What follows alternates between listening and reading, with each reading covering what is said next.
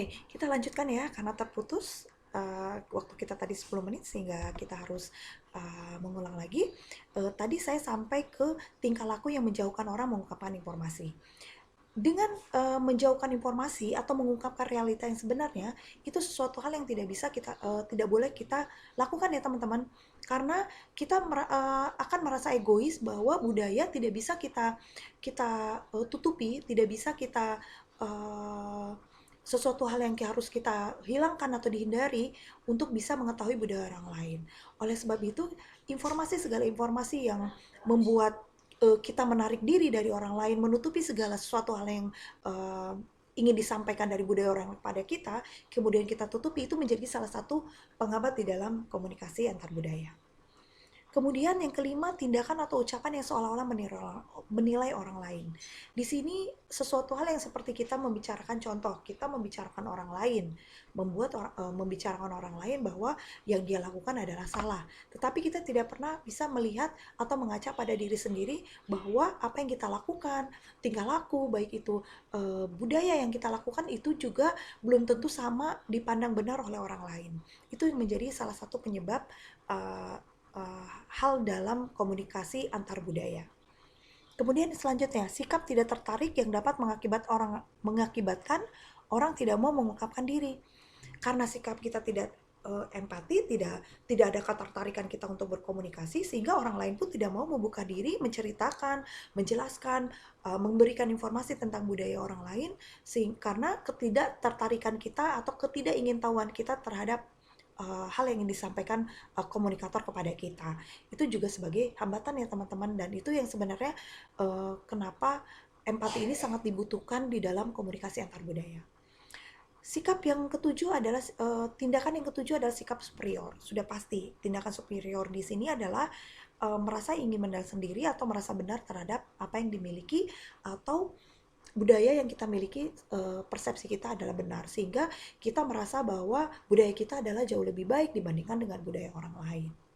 Sikap yang kedelapan juga menunjukkan kepastian. Jika seseorang bersikap so tahu atau bersikap seolah-olah serba tahu, maka kemungkinan orang akan bersikap defensif. Maksud dari defensif di sini adalah karena keegoisan kita, karena juga kesombongan yang dimiliki oleh seorang komunikator terhadap budayanya sendiri, sehingga membuat orang menarik diri atau merasa rendah diri atau merasa tidak nyaman berkomunikasi dengan komunikator yang seperti itu. Itu juga menjadi salah satu hambatan. Yang kesembilan, kekuasaan digunakan untuk mengontrol, menentukan tindakan orang lain.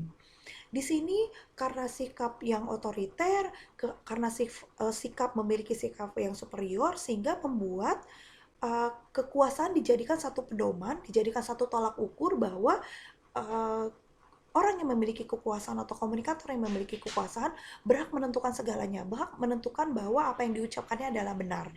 Itu suatu hal yang tidak bisa dilakukan dan membuat tidak efektifnya komunikasi antar budaya, teman-teman. Jadi kekuasaan-kekuasaan di sini harus mampu meredam, kemudian harus mampu bisa mengimbangi budaya yang masuk sehingga tidak ada keegoisan di dalam komunikasi. Yang selanjutnya adalah hambatan derajat ketidaksamaan. Di sini pastinya status sosial yang tinggi, seperti tadi sudah saya jelaskan, karena saya memiliki kasta yang tinggi, status sosial tinggi, kemudian saya tidak mau bergaul dengan orang lain yang memiliki status dan kasta yang rendah. Itu yang juga menjadi salah satu penghambat. Dan yang terakhir adalah hambatan pembentukan dan pemrograman budaya. Contohnya adalah antara seorang imigran dan pribumi memiliki komunikasi yang tidak memiliki empati yang sama, sehingga pendatang baru yang datang ke dalam budaya kita tidak kita terima. Dan mereka yang datang ke sini juga merasa tidak dihargai dan dihormati oleh pribumi.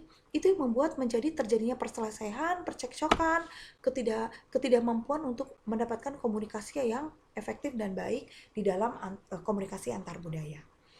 Oke, jadi di dalam empati inilah yang saya sudah jelaskan dari 1 sampai 11 membuktikan bahwa komunikasi antar budaya sangat dibutuhkan empati ya, agar tercapainya kesamaan persepsi dan kesamaan ide atau gagasan yang ingin disampaikan. Oke, selanjutnya, di sini saya tidak ingin menjelaskan secara detail bahwa komunikasi antar budaya sudah saya jelaskan. Tetapi di sini teman-teman bisa baca bahwa budaya di sini adalah bagaimana konsep membangkitkan minat. Oke, secara formal budaya didefinisikan sebagai tatanan pengetahuan, pengalaman, kepercayaan, nilai, sikap, makna, hierarki, agama, waktu dan peranan, serta hubungan ruang, konsep, dan objek-objek materi milik yang diperoleh sekelompok besar orang dari generasi ke generasi.